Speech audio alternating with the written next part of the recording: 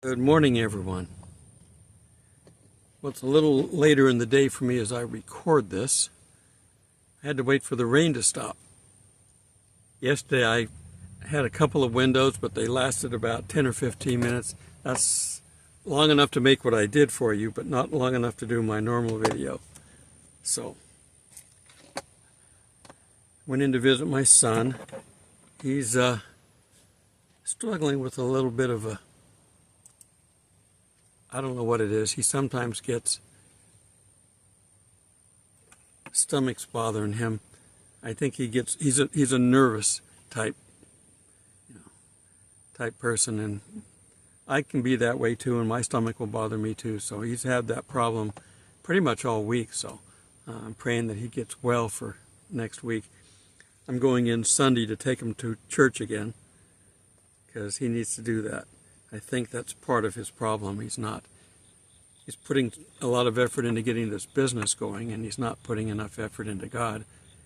And God may be partly responsible for making sure that he's focusing correctly. Okay. Got a little thing that came out from something, and I don't see where it goes. So I'm going to have to look. It's on the floor. It had to come from this. I don't know. Everything seems to be working anyway, which is what this is about. What's going to happen if we have a major collapse in some infrastructure? There's 15 million illegals here. I'd say 1 million are probably those that are looking to have a better life. The 14 are probably here to vote Democrat and to help destroy the country. You put that many people out with explosives, they could blow up all the bridges. You think that bridge collapse that happened a few months back was an accident? I don't. Too many things went wrong. I don't think it, and there was a couple others later on, but they didn't have the effect.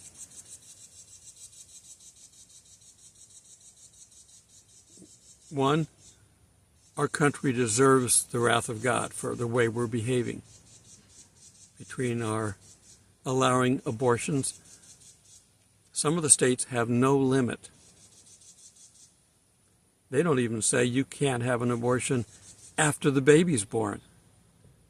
There's no limit. That's sad. We're the largest abortion country in the world, by the way. And we're not supporting Israel. We're supporting the other countries around them. All we seem to be cared about is getting the wars over with so our allies like Iran won't get hurt. That's why they want the war to end. They don't want their friends to get hurt. Their terroristic friends. So Israel's the problem in every case, according to the United States, when it's just the opposite. Okay, so let's get on with this. Christians should be excited for this time because we're getting to watch the Bible unfold. It's not good news. The end times are bad news for the world. For Christians, it's not. We just don't know when our bus arrives, but it's coming. If you like this video, click like. Subscribe to this channel. And if you click on the bell icon, you'll be notified when I release new material. It also helps YouTube know how to rank me. Right now, I'm under a filter. About midway through the month, they put the heaviest filter on me. I won't get a new subscriber for a week. All my stats start plummeting as fast as they can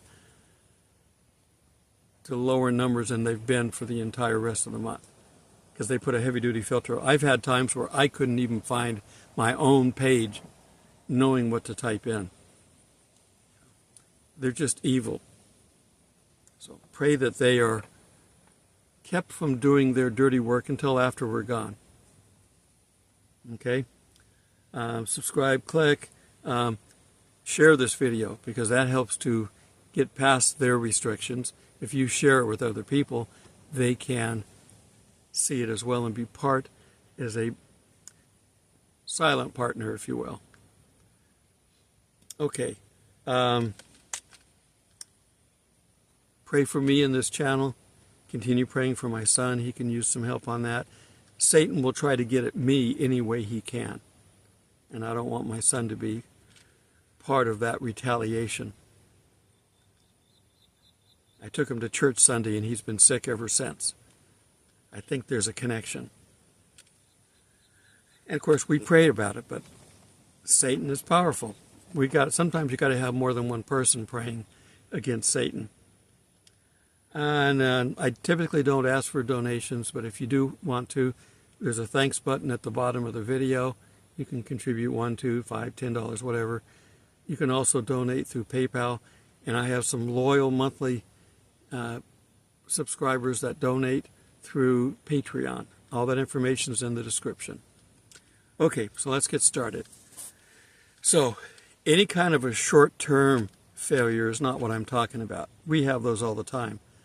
We get tornadoes here in the south. We have a remnant of a hurricane going over us now. That's why all the rain. There was some damage in Louisiana, even though it was only a 2. It's still a hurricane.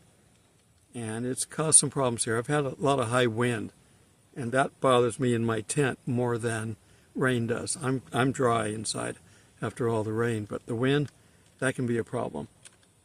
So, we're not talking about short-term failures. So what I'm talking about is, what if the power grid goes down? You say, they can't go down. Got short memory if you can't remember 2003, the Northeast blackout.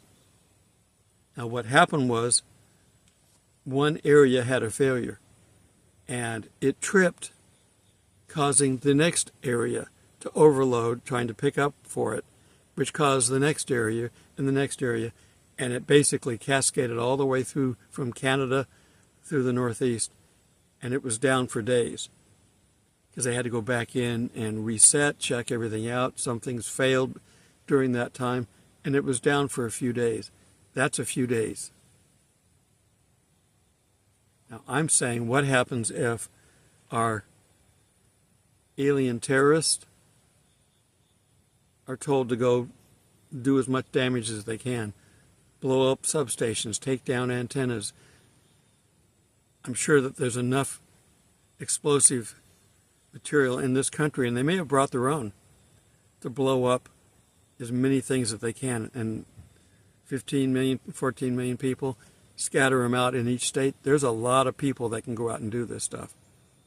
Some of them are already pre-trained. So if they're leaders, they're going to have a few helpers with them to do it. That's one possibility, and it could take things down. They could also take out more bridges. They could take out fuel storage, internal terrorists. We have the potential for a lot of them. But the power, if it goes out, that's a problem. Some areas, some power critical places like hospitals have generators. A lot of supermarkets have a generator to keep their coolers, their freezers and everything running. So the power goes out, they don't sit for 2 or 3 days. That would kill all the food, so they have a power generator. Some wealthy people have generators at their houses. Some of you who aren't quite so wealthy may have a portable generator. Don't set it up in the garage or in the house. Carbon dioxide will kill you. Don't set it up near an inlet. If there's a vent feeding the furnace, don't put it in front of that. Make sure it's far enough away. And think about every place you could put it. If the wind blows from the north, don't put the generator to the north so the wind will blow it, the carbon monoxide or dioxide, into you. So, safety. If you've got a generator and you want to know about generator safety, Google it. Why you can. Go to YouTube, look it up. Why you can. And it will tell you. They can blow up. See, anything that they do that they damage has to be repaired. If a tornado knocks down a tree over a power line, you're down until the power crews can come out and fix it.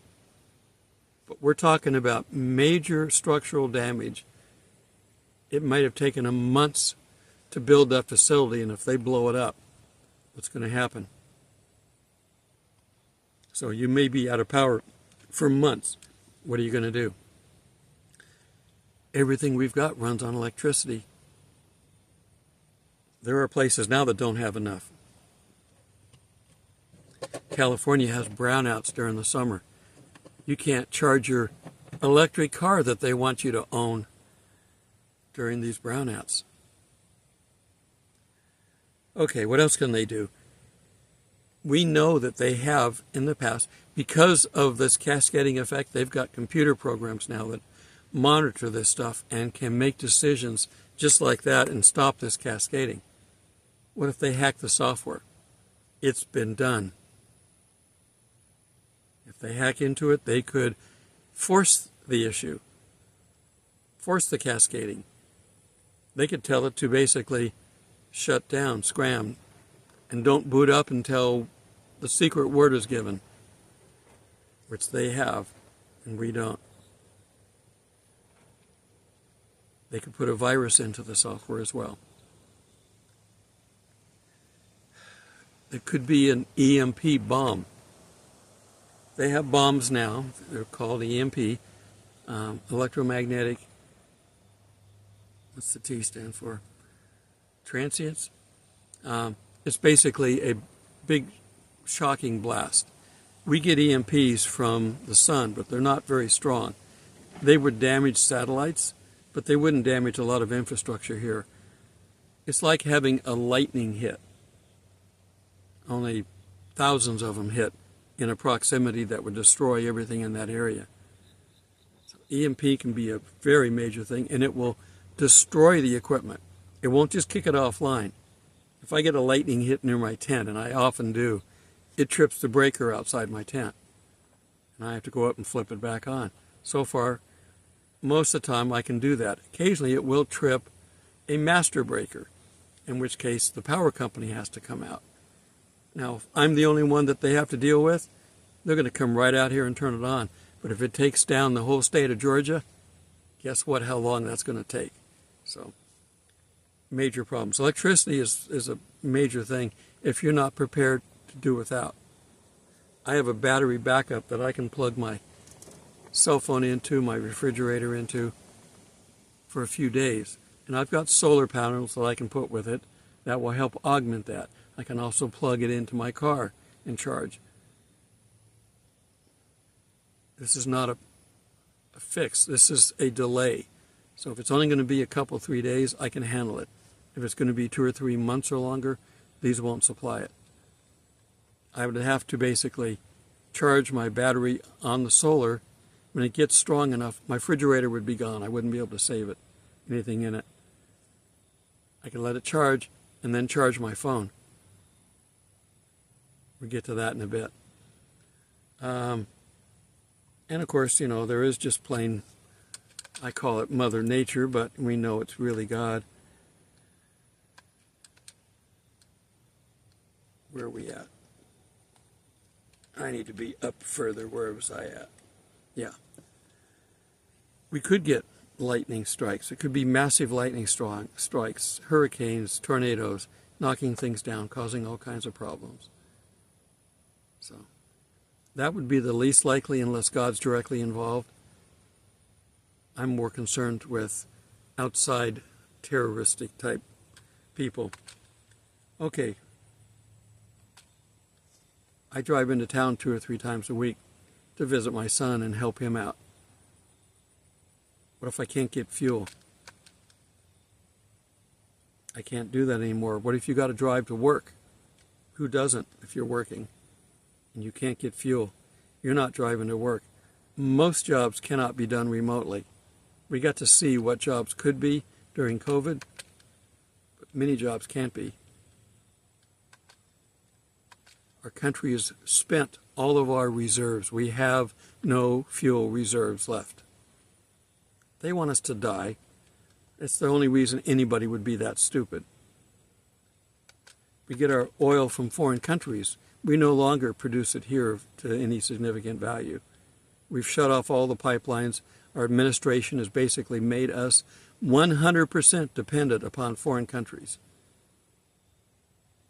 Many of them are our enemies. And what if war causes them to lose production facilities? We get oil from a number of Middle East countries over there. What if war prevents them from even shipping to us? The Houthis are blowing up ships. They don't care who they blow up. They're causing terror. That's their job, to cause terror. We could lose oil. And oil and gas are necessary for our cars. We need it for, if you're going to have a generator, if the power goes out, you're going to have to feed it on something. You could have a diesel one, but diesel's made from the same oil. What would happen if we lose this? We talked about the internet going down. EMP could be responsible for that too. A lot of our satellites could easily be taken out by EMP. A foreign country, China, could simply turn a lot of our equipment off. A lot of our electronics technology is made in China. They could put software bombs in, give it a command globally, and shut them all down. We know that there are kill switches on cell phones. They can shut your cell phone off. Okay, I got a hair eyelash somewhere. Go away. They could shut your cell phones off. All cell phones are made in China. I don't care what kind you got. Apple, Droid, doesn't matter. They're all made there. I don't care how many manufacturers you want to pull up. Everything is made there. You say, well, we used to make things over there because they were cheap. It's not the case anymore. It's worse. We're not saving that much money by going to them, but we don't know how to. We don't make things over here like that anymore, so we don't know how. And I know this firsthand. I told you I used to work on a satellite project called Millstar. Our satellite was big. Now this is just our government and our technology people that I'm talking about. This was a big satellite. It's the size of a boxcar and a train. When we were going to launch it, the plan was to make one more shuttle, but make a stretch version of it. When the Challenger blew up, which we were watching at work, when it blew up, they canceled the shuttle program. A couple more flights went up, but there was nothing added to it. And then when the other problems came along, they dug a grave and threw everything in it. We had no way at this point to launch the satellite that we were working on. The engineer said, well, let's get together and figure out how to make a rocket. This is NASA and Boeing and these other people that are in the news today showing just how inept they are. But we didn't realize just how inept. But back then we got to find a little bit about it. They didn't know how to make a Delta rocket, which is what launched the Saturn V into space, or even the Gemini rockets. They didn't know how to make one of those. They sent their engineers to the Smithsonian Institute in Washington, D.C. to check out, not buy, but just to borrow the rocket technology that was turned over to them. Because you give them all your technology and they can put it on display. They brought it back and reverse engineered it because they didn't know how to build one. And they made rockets that got my satellite system up there. I think there's 18 of them up there that go around the world. It's a communication satellite.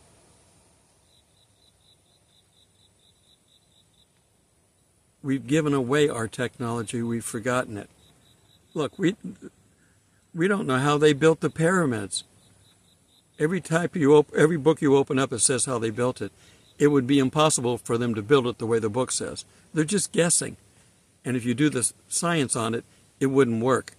It might work for the first 2 levels, but you're not going to get a 50-ton block up 10 stories. Not that way. Okay, what about your computer? There's software in it. It could be hacked.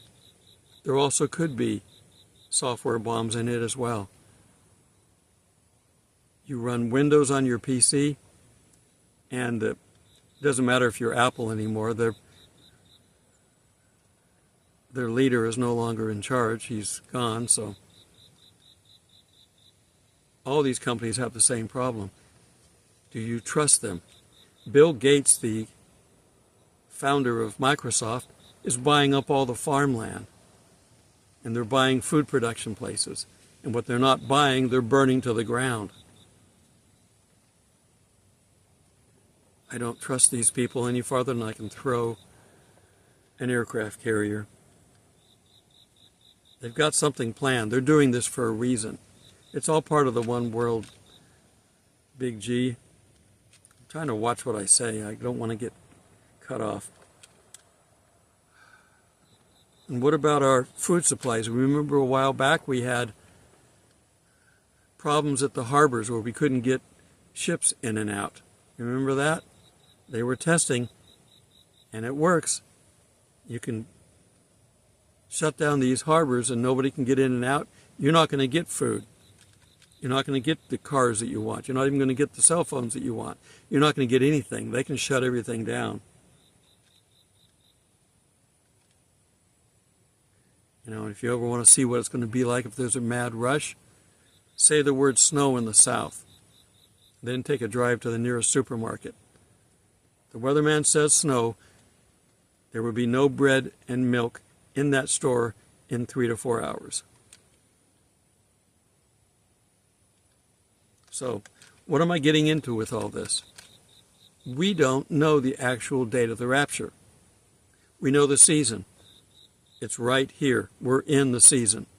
We can't be more in the season than we are right now, except we're being snatched away, which means it's got to be really, really bad, whatever's going on, that there's a need to pull us out.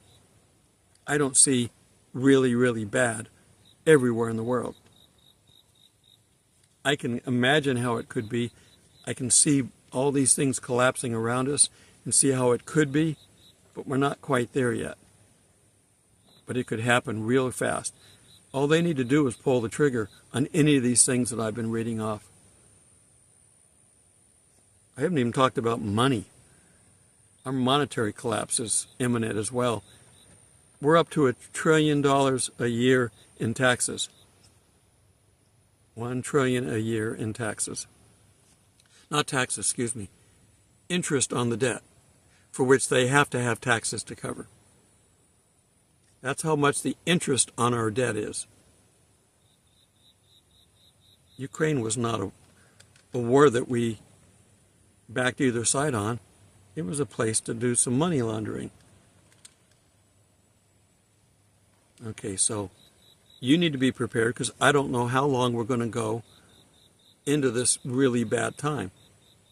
God doesn't want us to suffer, Christians. The rest of the world, they deserve a good shift kick in the butt. I've got friends, especially Hollywood types, that are just, vote for Camilla if you want the world to be a better place. And we can all get along and hold hands and sing Kumbaya. They're living in a fantasy world. It's the delusion that God said would be down here for people who reject Him. And some I thought were Christians, and I see this. I don't know. I really don't know what to expect anymore. So we have to make sure that we're ready. And you say, well, God's not going to make us suffer very long. He may not. But every one of you out there watching this now knows somebody who's not going to be part of the rapture. Maybe they're nice people, and they might need some help. So if you don't use your food stores because you prepped and don't need them, maybe they could keep them alive longer to make a decision. You may have family members and you don't want to see them suffer either. So have food stores for them, other things. So, if you're a Christian, we don't have to really worry about it. Prepping is a good thing to do anyway, even if there was no catastrophe coming, and there is. You save money by buying in bulk when things are cheap. Don't buy things just because you got a coupon. Don't buy things just because they're on sale. Buy what you're going to eat. Buy what you're going to use. You know, it's like go to the market and buy a 4-roll of toilet paper. How many is in your family? No, you need to buy the mega pack. If you love to eat canned green beans and they're on sale, don't go, well, I only need 2 for my menu for this week. No, if they're on sale, buy a dozen.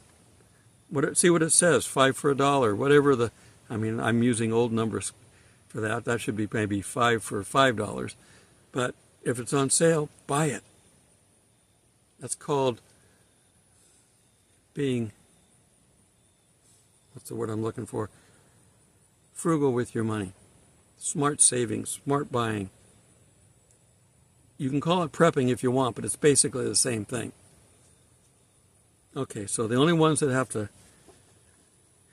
really worry about this are the world, and we're trying to warn them as fast as we can. If you're a Christian, you don't have to worry about it. If you're not a Christian, you need to be. Think about it. And when you're ready, Jesus is ready. And all you got to do is confess your sins to Jesus. Say, I'm sorry, I repent. I'm a sinner. I accept your free offer of salvation because you died on the cross for me. I want to be born again. I want eternal life. That's really all it takes. But you got to mean it. You can't just say the words. There are many people out there that just say the words, and you think they're Christians and they know how to act. They know how to say the right things. They may even know all the songs in church, but they're not Christian. I believe, like Billy Graham did, that he said most Catholics are going to get to heaven, but a lot of them have so much baggage to carry along the way. But there will be some probably in every denomination that won't make it because they didn't fully commit. Make sure everybody understands that. This has to be a personal thing.